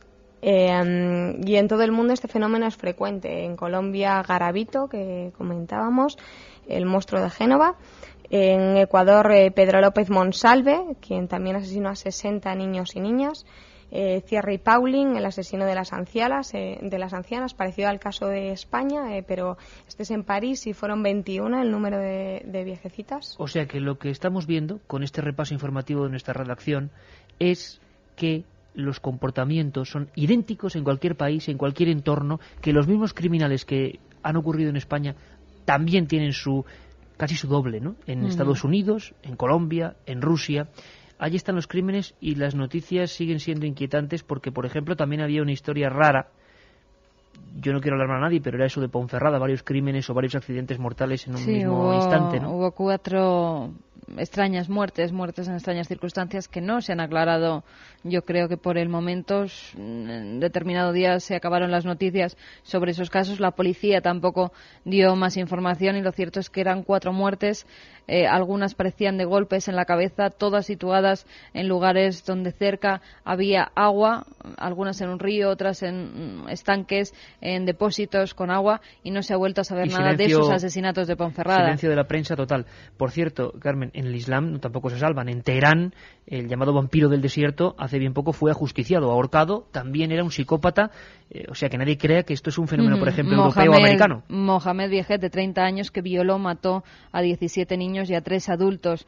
La mayoría eran refugiados afganos. Lo hizo en los 2 últimos años y después de matar a esos niños, pues había empezado a alimentarse de ellos en algunas de las ocasiones. Canibalismo, del que luego vamos a hablar. Santiago, dime. Hay un caso también muy en el mundo islámico, que es el de Javed Iqbal, que fue en Pakistán hace apenas unos años. Y es curioso porque ahí en Pakistán le aplicaron o le intentaron aplicar la Sharia, la ley del talión absoluta. Él estrangulaba a niños vagabundos, abusaba sexualmente de ellos, los despedazaba en trozos muy pequeños y luego se deshacía de ellos, el problema que decíamos antes, en cubetas de ácido. Pues su sentencia fue precisamente ser estrangulado en una plaza pública, ser descuartizado en trozos pequeños y ser su cuerpo disuelto en ácido. Curiosamente, ahí funcionó mucho antes que la Sharia funcionó la ley de la cárcel. Y fue uno de estos asesinos en serie que misteriosamente fue encontrado ahorcado en su celda. Por cierto, 7640, palabra milenio, el libro de don José Antonio García Andrade, de la estirpe de Caín, título que puede ir perfectamente con nuestro programa. Hay un nombre, Rebeca, ve una fotografía suya ahí, hace unos 12 años se hizo célebre. Se van a cumplir 12 años dentro de poco de la historia más terrible. Nos piden que hagamos un programa sobre ella. Es una historia con tantas aristas que nos resistimos en muchas ocasiones. El nombre de Anglés, de Antonio Anglés, que aparece en varias ocasiones por parte de los oyentes que quieren saber o quieren suponer qué pasó. Caso aparentemente cerrado, no se ha encontrado nada de él. Es uno, sin duda alguna, de los supuestos, ahí hay que decirlo, psicópatas criminales que está en ese museo que siempre se va haciendo. Antonio Anglés, cuya foto tienes ahí, Rebeca, ¿no? Sí, eso es. También, perdona Rebeca, nos apuntan uno de los casos terribles, como es el asesino de la katana, el que todos recordaréis que mató a sus padres y a su hermana, que además era deficiente mental. Perdona, Rebeca. No, nada, muy curioso también en Australia, que podría ser el nuevo presunto Doctor Muerte. Está en búsquedas, Yatan Patel. Es un doctor que se está investigando porque hay 87 muertes misteriosas. No se sabe bien si es incompetencia profesional. Otro doctor muerte. O un nuevo doctor muerte. Qué curioso, hay varios ya, desgraciadamente. Pues fíjate que estaba oyendo el repaso que estaban haciendo Carmen y Rebeca de la historia criminológica española y de nuestros asesinos en serie. Hay un personaje, José María Jarabo, ¿sí?, que simboliza lo que es el psicópata mejor que ninguno, a pesar de que apenas tuvo 3 víctimas.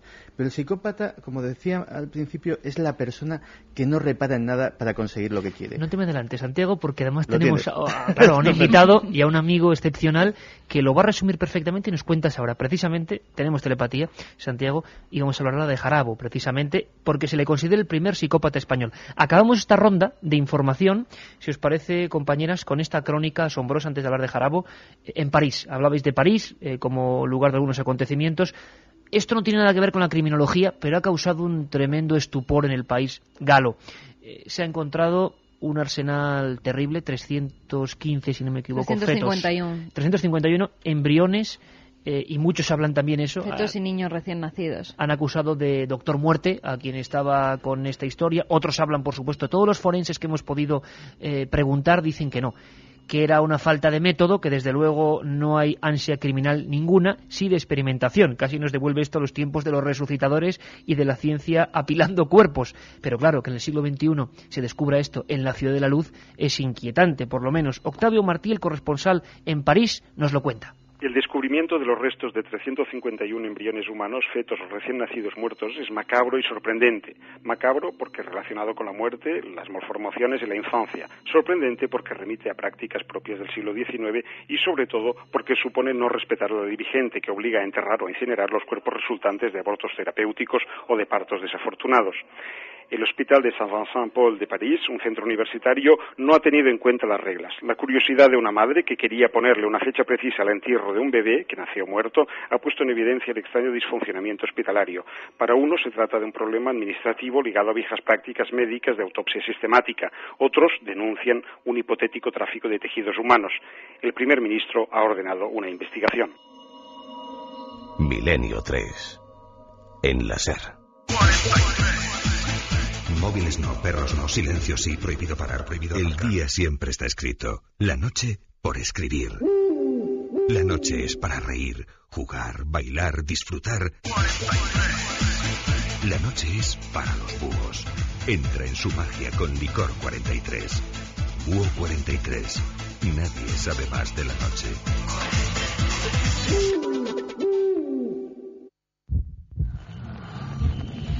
¿Alguna vez estando a solas has sentido que alguien estaba contigo? Milenio 3.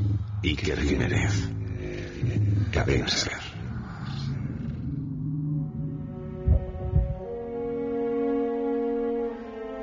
Vamos con algunos de los mensajes que nos llegan al 7640. La verdad es que los oyentes realmente están más aterrados con este tema, que es puramente policial, puramente real, que con algunos de los casos pues que pueden ser supuestos espíritus, fantasmas. Y es que da más miedo pensar que tenemos a esta serie de elementos paseando rondando por nuestras calles. En fin, hay alguna, incluso a ver si encuentro luego el mensaje de alguna amiga que dejó entrar en su casa o le enseñó su vivienda a un asesino del que luego se supo que había matado a 3 personas. Terrible. El motor de la motosierra, Santiago Camacho, este es para ti, está aislado de la cadena, con lo tanto se puede matar. Esa cadena no se gripa cuando matas a la persona. Los comentaristas de Milenio 3 son así. Desde León, los muertos aparecidos en Ponferrada. Se dijo que habían aparecido sin órganos, nos dice otro amigo. Yo, la verdad, no tengo confirmación de esta noticia que nos dan, pero esto puede investigaremos. Ser, claro, elemento también un poco de leyenda urbana y de surgido por el silencio, precisamente. Hace un par de años vi en la tele un reportaje sobre un estudiante de medicina en España que descuartizó a un amigo en la bañera y lo bajó a trozos en bolsas. El descuartizador de Cádiz. El hermano de una amiga mía halló un cadáver en la Barceloneta por esas fechas, nos dice Edu. Estudio medicina y os puedo asegurar que es tremendamente complejo el cerebro como para ver si hay relación con los actos violentos, nos dice otro amigo. He trabajado con psicópatas y sus miradas son tan frías que te dejan pesadillas para toda la vida, decía Maite desde Madrid. Estoy empezando a pensar que existe realmente la maldad pura en el ser humano, piensa Belén desde Burgos. Vamos a hacer un rápido repaso por el ranking español, ¿os parece? Caramba, ahora estaba aquí, estamos todos en penumbra con esta música de Juan Juanma, con todo esto lleno de papeles, de libros, el ordenador de Santi, y he vuelto a encontrarme con la cara de, ahora estoy marcándola con un círculo, de Richard Ramírez. Esa cara te lleva persiguiendo días, sí, el merodeador nocturno, con su símbolo, con su pentáculo en la mano. Es la mirada del psicópata, exactamente. Bueno, vamos a España, ¿os parece? Vamos muy rápido con el ranking. Hay nombres como Arropiero, Mataviejas, El Escalero, Matamendigos, El Sacamantecas, que tienen que estar en esa orla negra. Hablaba Santiago, con su telepatía habitual, de Jarabo. Pero Jarabo tenía un nombre concreto que era muy largo. Ya veréis qué nombre tan largo tenía Jarabo. Nos hace una crónica perfecta, sintética total, nuestro compañero, Paco Pérez Avellán. Además, fijaos qué curioso, porque él hace un libro en su época llamado Jarabo, de unas 400 páginas, donde me decía siempre, caramba, es imposible sintetizar todo esto aquí. Sin embargo, en apenas un minuto, ya veréis, la historia del primer psicópata, al menos la ciencia así lo diagnostica, español. José María Manuel Pablo de la Cruz Jarabo Pérez Morris es el primer psicópata oficialmente reconocido en la historia criminal española. Es el último ejecutado en el Garrote Vil por la jurisdicción ordinaria en España. Todo el mundo se conmovió, todos los periódicos le dedicaron grandes espacios, no se hablaba de otra cosa, aunque suene atópico. Había enormes colas para entrar en la Audiencia Provincial de Madrid y poder contemplar el juicio a Jarabo. Jarabo era una persona que enamoraba a todas las mujeres. Se dice, la leyenda lo dice, que estaba excepcionalmente dotado, que tenía una virilidad fuera de lo común, de tal forma que todas las mujeres caían rendidas a sus pies. Jarabo era una persona que se dedicaba sobre todo a disfrutar, a vivir la vida. Entraba en un hotel, por ejemplo el Hotel Emperador, invitaba a todo el mundo que estaba en la barra, en la cafetería, o subía a la piscina y hacía traer refrescos para todos. Gastaba sin cuento hasta que se quedaba sin dinero, y entonces su problema era volver otra vez a reunir el suficiente dinero para seguir disfrutando la noche de Madrid sin límite de ninguna clase. Por esto mató a 4 personas, una de ellas estaba embarazada, y esto quizá fue lo que le llevó sin ninguna duda a la condena de muerte. 4 condenas de muerte, y fue finalmente ejecutado en 1959.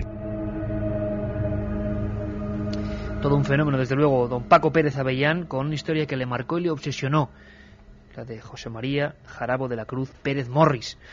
Salvador Ortega pudo atrapar al número 1 del ranking, el arropiero, Manuel Delgado Villegas.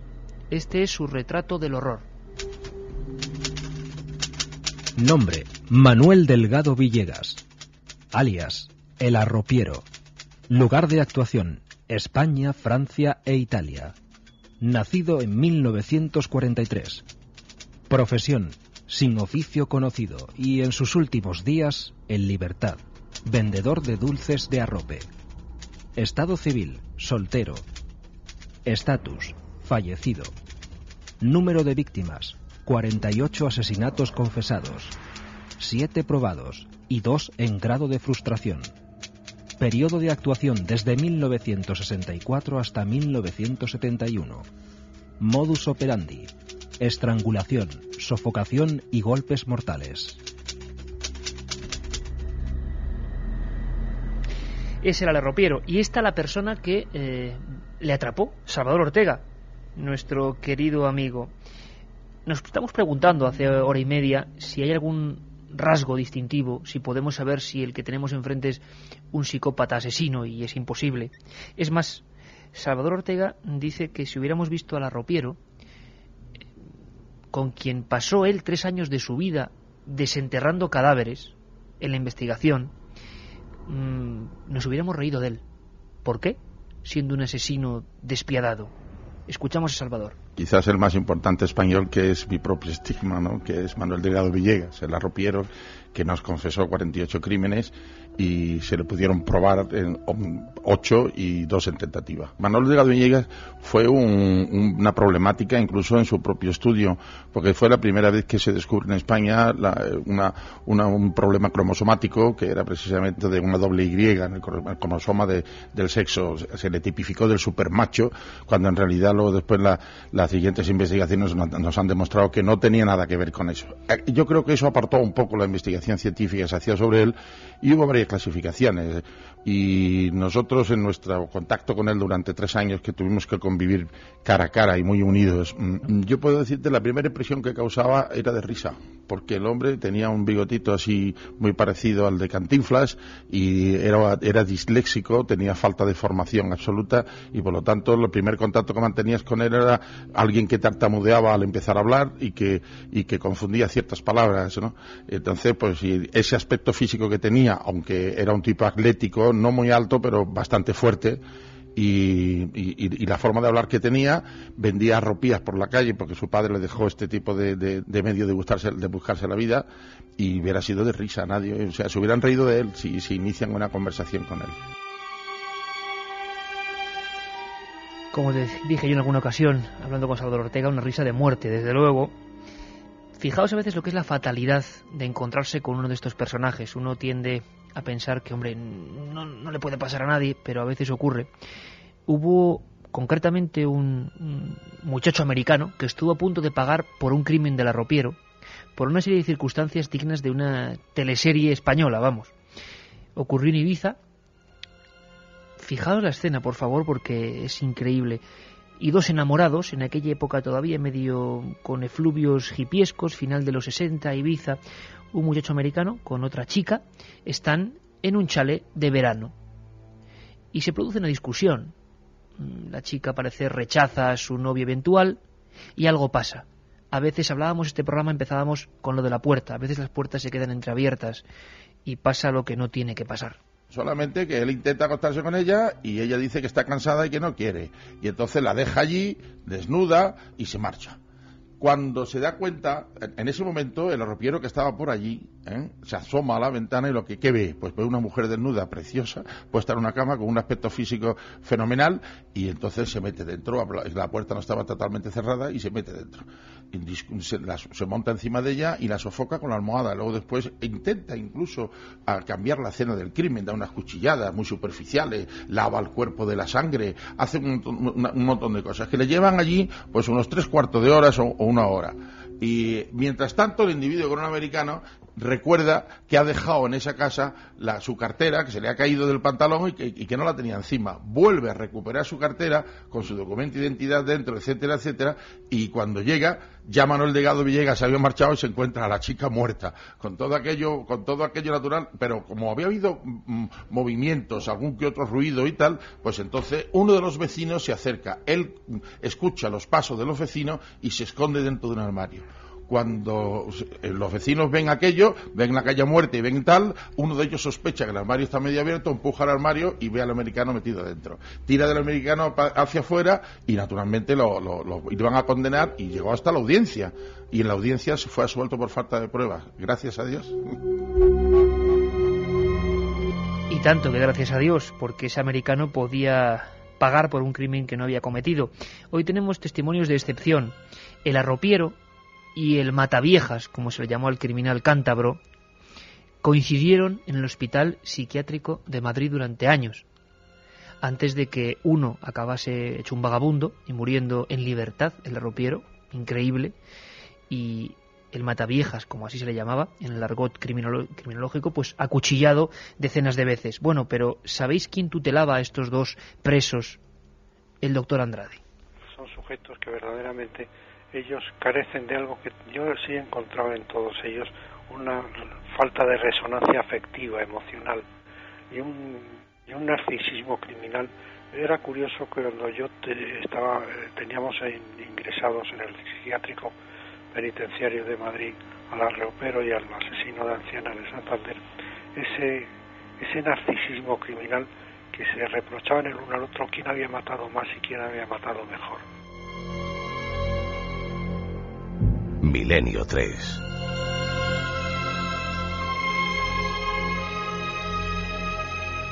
En 1984, Richard Ramírez, al que nos hemos referido en varias ocasiones, empieza su ritual de sangre. Se ponía ACDC en los cascos y se creía un enviado de Satán.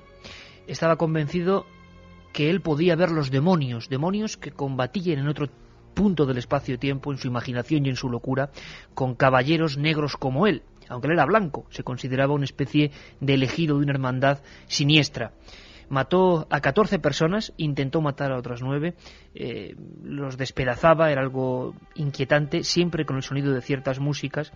Cuando se le mete en la cámara de gas, antes dije yo silla eléctrica, fue cámara de gas, él sonríe y enseña los signos grabados como heridas profundas en la palma de su mano, mostrando elementos satánicos. Antes de morir, justo, dice: legiones de la noche, razas de la noche, no repitáis los errores del merodeador nocturno, o sea, él, y no concedáis clemencia alguna. No os preocupéis, que yo seré vengado. Lucifer está conmigo, está con nosotros. Y es que, ¿cuántas veces la perturbación religiosa, sea en nombre de Dios o del demonio, ha generado psico-killers? Algunos son terribles, hombres que acabaron con su familia y con decenas de personas, como se dijo de uno que le llamaban el asesino de la mano de Dios. Era una persona absolutamente normal, por ejemplo, y que de repente, ¿qué escena más terrible? Pues no sé, un reflejo en un Cristo en su propia habitación hace creer en sus pesadillas que ha recibido un mensaje divino. Precisamente eso, librarnos de los demonios, matad a otros que llevan el estigma de Satán y que solo él puede ver. Historias que la película, la ciencia ficción, los films nos han traído envueltos en efectos que como siempre decimos, no superan la realidad. Fenton, despierta. ¿Qué pasa? Adam, despierta, tengo algo que deciros. ¿Qué ocurre? Tranquilos. Adam, despierta y escucha. Necesito que los dos me prestéis mucha atención. Ha ocurrido algo. El fin del mundo se aproxima, se acerca. El ángel me lo ha explicado. Nos rodean seres malignos. El demonio los ha soltado para la batalla final que se están librando ahora mismo. Pero nadie lo sabe excepto nosotros y otros como nosotros. Tengo miedo, papá. No, no temas nada, tigre. Hemos sido elegidos por Dios. Él nos protegerá. Nos ha encargado unos trabajos especiales. No temeremos a esos demonios. Les destruiremos. Les cogeremos de uno en uno y les echaremos de este mundo. Eso es lo que Dios quiere que hagamos. El ángel nos llamó las manos de Dios. ¿Somos como superhéroes? Sí, eso es. Somos una familia de superhéroes que ayudarán a salvar el mundo. Pero papá, eso no tiene sentido. Ya sé que es lo que parece, hijo, pero es la verdad.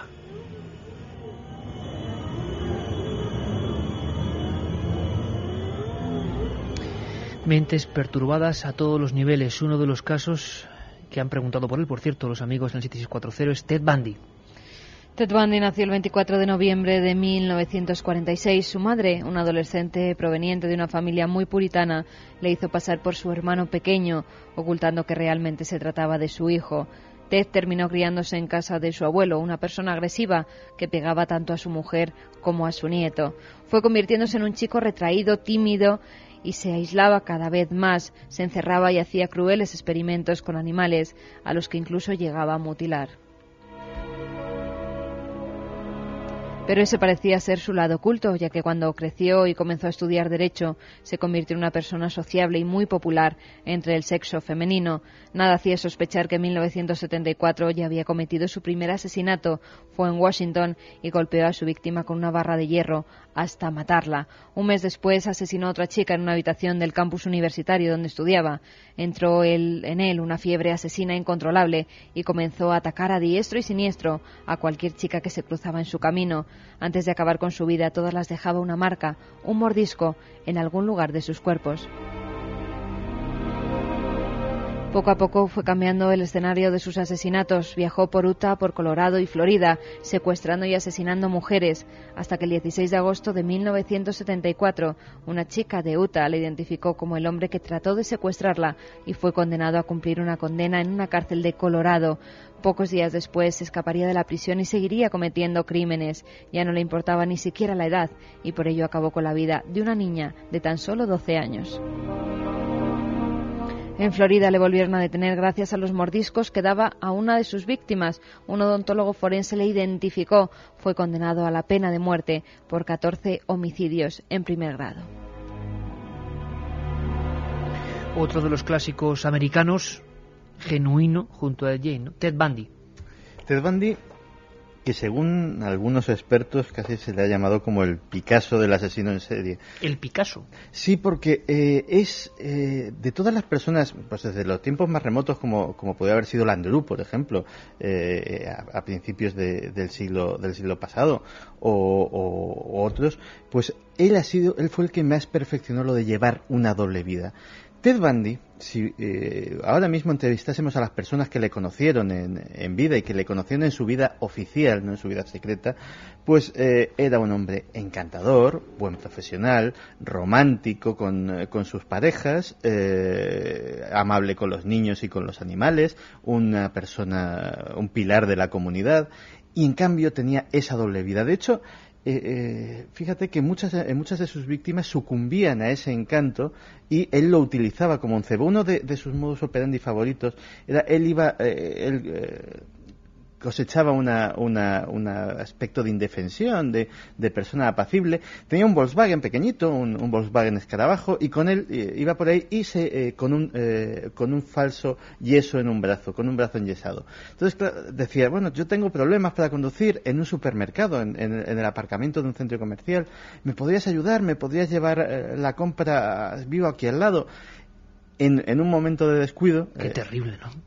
utilizaba precisamente ese yeso falso para golpear y aturdir a la víctima, luego la estrangulaba, luego abusaba del cuerpo inerte y finalmente dejaba esa macabra firma del mordisco efectivamente en cualquier parte del cuerpo. Nos han preguntado mucho también, en el mundo de la antigua Rusia soviética casi aparece Andrei Chikatilo, que pone de moda el vampirismo y el canibalismo en algunos de los tratados modernos de criminología, aunque vampiros había habido como el de Düsseldorf, Peter Kürten, John Haig, el vampiro de Londres. Ha habido muchos anteriormente. Fritz Hartmann, que pidió por favor antes de ser ejecutado que en su lápida pusieran aquí descansa o aquí yace Hartmann, el exterminador, o sea, gente que estaba muy mal realmente. Pero del canibalismo nos inquieta especialmente porque, claro, nos suena precisamente a eso, a tradiciones cavernícolas poco menos, a tal y como éramos hace miles de años. Es más, sin embargo, el canibalismo se sigue practicando hoy en algunos lugares del mundo, no solo por asesinos concretos, sino por comunidades de magia.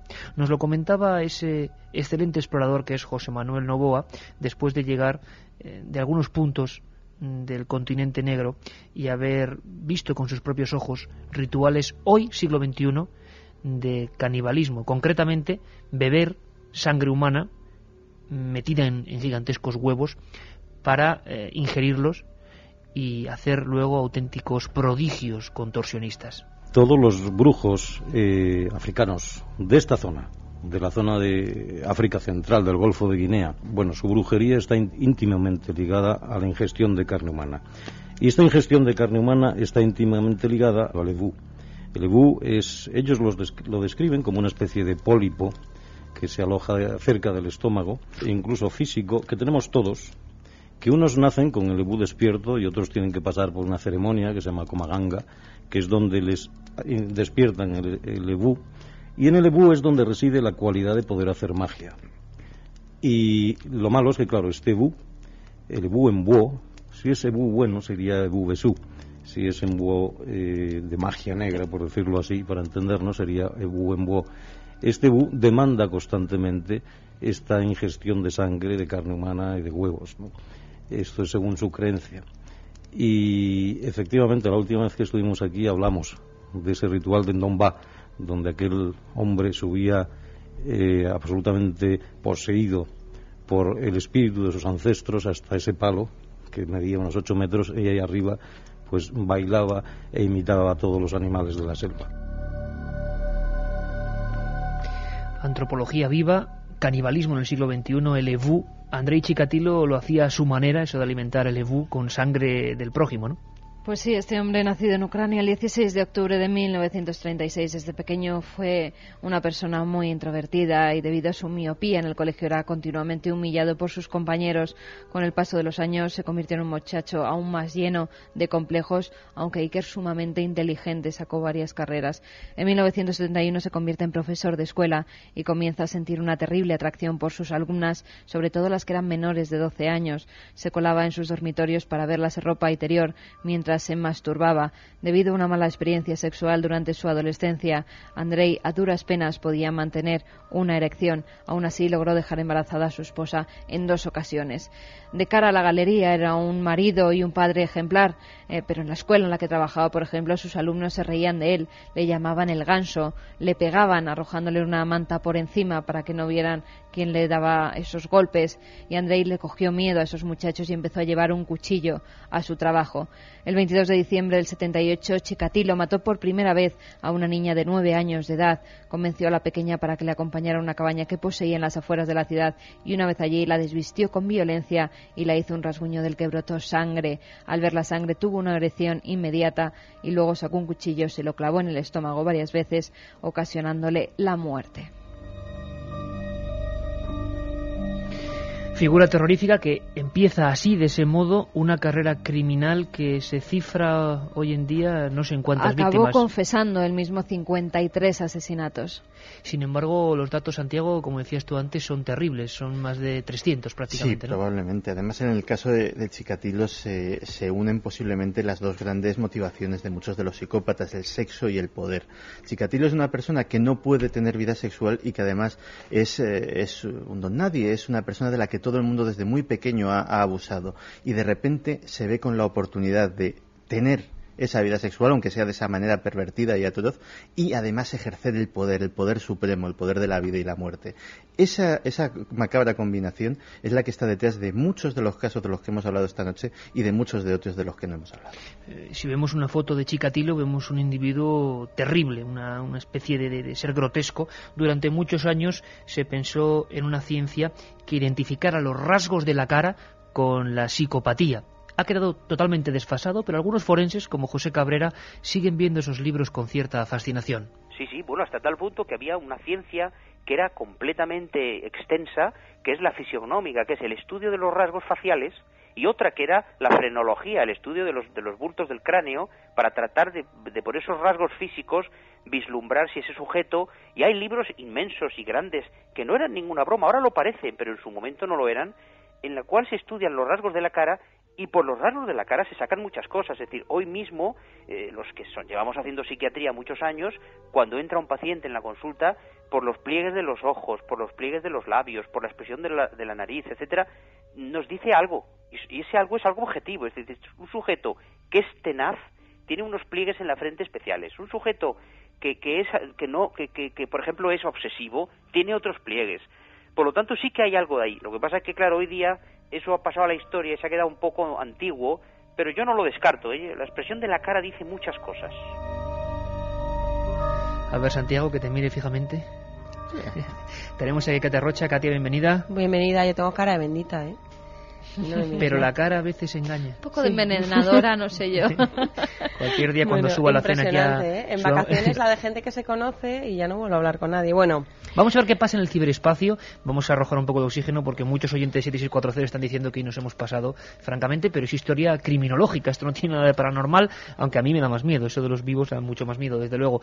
Katia, si tecleamos y viajamos por el ciberespacio, nos encontramos con cosas asombrosas. De Ed Gein, por ejemplo, 122.000 fichas. 122.000 sobre entradas Ed Gein. Sobre Ed Gein, solamente, por ejemplo, mira, tienes una que es en inglés, que se llama El mundo de Ed Gein, es en inglés, y habla de su biografía, las víctimas, datos, pero como un películas. Héroe, el cara de cuero como un héroe. Sí, totalmente. Habla de libros basados en sus crímenes, personas que luego ha tenido como discípulos, bueno, impresionante. En castellano hay 4.430 entradas sobre Ed Gein, y por ejemplo, hay calificaciones de sectas religiosas que se dedicaban a imitar a la figura de Ed Gein, como Francisco Arnzer, que era el violador del albergue de Francia, o la envenenadora de Melilla, en fin, dan diferentes datos. De gente, digamos, que ha hecho un poco de emulación, ¿no? Hay una cosa que, por lo menos para desmitificar a Ed Gein de una vez, Ed Gein era una persona que estaba muy mal de la cabeza. Y era el tonto del pueblo, realmente. Sí, y o sea, que cuando... Le identificaban así, la persona que... Cuando estuvo en un hospital psiquiátrico, y ahí estuvo hasta el fin de sus días, fue un paciente modélico. Bajo tratamiento y bajo supervisión profesional se comportó de una manera aceptable, no tuvo ningún incidente con ningún compañero, era un ser pacífico y, entre comillas, al menos internado y en esas condiciones controladas, inofensivo. Es decir, no estamos hablando de ningún supervillano ni nada por el estilo, era simplemente una persona muy enferma. Todos estos datos en la página web de Pasar Miedo lo dan y cuentan eso, su biografía. Aparecen fotografías de donde estaba la ferretería en la que asesinó a Bernice Worden. Aparece también una página que dicen recomendamos no pinchar, pero si pinchas aparece el cadáver con la sangre. También hay fotos de la entrada de la casa. Esto me ha gustado, Katia. O sea, ponen en la web recomendamos no pinchar. Sí, aconsejo no hacer clic, te arrepentirás. Duro, ¿eh? Sí, así lo dicen claramente. Marketing también fotos de la casa, también de los objetos que se fabricaba con los huesos, fotos de su cocina. Recordamos caras de cuero colgando de las vigas, mesas hechas con fémures de mujeres, un montón de lámparas fotos del con asesino. piel humana, muy bien. También 612 entradas de Ed Gein más Matanza de Texas, y sobre la Matanza de Texas hay curiosidades de la película que en un principio se iba a llamar en inglés Cara de Cuero O cabeza de queso. Face, ¿no? Cabeza de queso no me daría a mí tanto miedo, pero bueno, así se va a llamar. Hay un videojuego, hay documentales. Además, esta película ha estado prohibida en Noruega hasta 1997, censurada hasta 1999 en Inglaterra. Es una pasada, sí, censurada. Y luego ya se estrenó en el cine y en vídeo se ha vendido ya en 1999. En el 2001 en Suecia, que ahí es nada, en el 2001 ha sido hace nada. También, por ejemplo, la voz de uno de los personajes, el borracho, era la voz de Homer Simpson, todo está relacionado. La secuencia de la cena es con sangre real porque uno de los personajes, la protagonista, se cortó y como estaba histérica al ver la sangre, pues su histerismo es real. No es que lo aprovecharon, ¿no? Es el director que aprovecha ya cualquier circunstancia. Y luego le ofrecieron mucho dinero por que apareciera la marca de las motosierras, pero él no quiso darla por problemas legales. Pero vamos a ver, me estás diciendo que le habían propuesto a Ed Gein, a cara de cuero, a un criminal que robaba cadáveres de los cementerios, ponerle un nombre a unas motosierras. Sí, a Top Fugger se ofrecieron, pero claro, luego había problemas legales con el de tema. Los psicópatas. Y luego sobre los serial killers hay más de 600 entradas y, por ejemplo, hay un sitio de ciencia ficción en el que hace datos de todas las películas para los cinéfilos, y con Psycho Killers más castellano hay un apartado que se llama La Censura, en la que se habla de todas las películas censuradas donde hay imágenes de películas censuradas. Oye, pues quédate con ese dato, Katia, eso de películas censuradas, que eso vamos a seguirlo porque me parece interesante. Vamos con los últimos mensajes ya. Mi rincón en la red, por ejemplo, se dan los datos ordenados por fecha, por valoración, por popularidad, por perversidad, en fin. Por perversidad. Todo un paraíso de Psycho Killers, que podemos encontrar también archivos sonoros. Madre mía. Páginas que eligen al criminal del mes o al criminal del año, en fin. Madre mía. Los ganadores rapidísimo. Pues los ganadores son Fran de Barcelona, que dice, para muestra un botón, la mayoría de los altos mandos de las SS fueron maltratados por sus padres, los amos de la muerte. Fran de Barcelona se lleva el primer libro. También María, que dice que está estudiando y tiene que decidir su futuro, y creo que gracias a vosotros y a toda esta información que dais, iré por criminología para ella el segundo libro. Qué para bien. Que ya se estudie el tema. Y por último, Paco de la Línea, que dice, buenas madrugadas, Iker, ¿podría cualquiera de nosotros llegar a hacer algo así? ¿Qué nos diferencia a un psicópata? Pues espero que a mí bastante. Y a nosotros, yo espero que no, hombre, yo espero que no. Ha sido un programa muy duro. Santiago, muchas gracias, amigo. Gracias a todo el equipo. Volvemos el domingo a las 10, ¿eh? Domingo a las 10 aquí, Milenio 3. Un abrazo.